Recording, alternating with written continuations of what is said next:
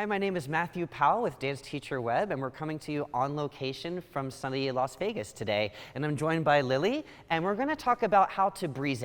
Brise is one of the most trickiest steps in classical ballet, in my opinion, because there's so much that has to go from here to here very quickly. So what we're going to do is we're going to go really slowly through what actually goes through into making a nice brise.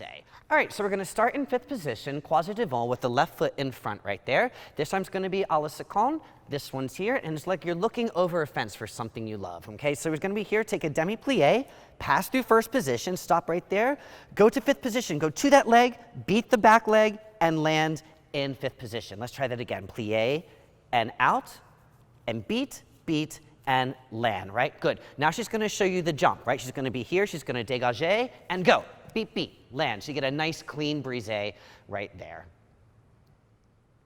All right, so let's put this into a combination for you, right? This is great for if your beginners are really advanced, or definitely for your intermediate students. I think this is a really good combination. So we're going to take fifth position. She's going to be right there. She takes brise, enchacat, and that ear goes back. Then two brises, brise, brise, changement.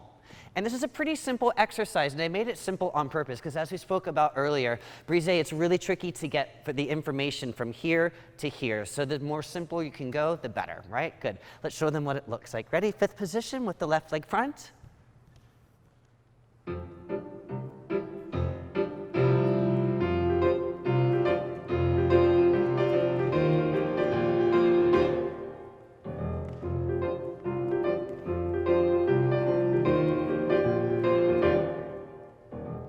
Now we're going to show you what the combination looks like from the back view.